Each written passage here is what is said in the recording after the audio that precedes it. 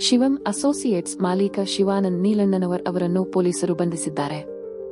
ಬರೋಬ್ಬರಿ 4,500 ಕೋಟಿ ರು.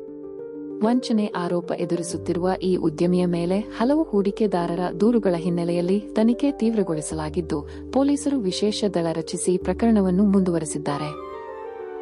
ಕೇರಳ ರಾಜ್ಯದಲ್ಲಿ ನಡೆದ ನಾಯಕತ್ವ ಗೊಂದಲಕ್ಕೆ ತೆರೆ ಬಿದ್ದ ಕೆಲವು ಗಂಟೆಗಳಲ್ಲೇ ಈಗ ಕರ್ನಾಟಕ ರಾಜಕೀಯದ ದಿಕ್ಕು ಕೂಡ ವೇಗವಾಗಿ ಬದಲಾಗುತ್ತಿರುವ ಸೂಚನೆಗಳು ಕಾಂಗ್ರೆಸ್ಸಿನಲ್ಲಿ ಕಾಣಿಸುತ್ತಿವೆ.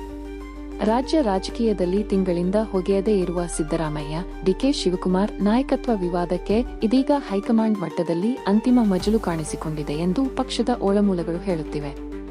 ಚನ್ನಪಟ್ಟಣ ಕಾಂಗ್ರೆಸ್ ಶಾಸಕ ಸಿಪಿ ಯೋಗೇಶ್ವರ್ ಮನೆ ಜಗಳ ಇದೀಗ ಬೀದಿಗೆ ಬಂದಿದೆ. ಇತ್ತೀಚೆಗೆ ದಿನಗಳಲ್ಲಿ ನಡೆಯುತ್ತಿರುವ ಅಪ್ಪ ಮಗಳ ಜಗಳ ಇದೀಗ ತಾರಕಕ್ಕೇರಿದ್ದು, ಪುತ್ರಿ ನಿಶಾ ಯೋಗೇಶ್ವರ್ ಆರೋಪಕ್ಕೆ ಶಾಸಕ ತಿರುಗೇಟು ಕೊಟ್ಟಿದ್ದಾರೆ.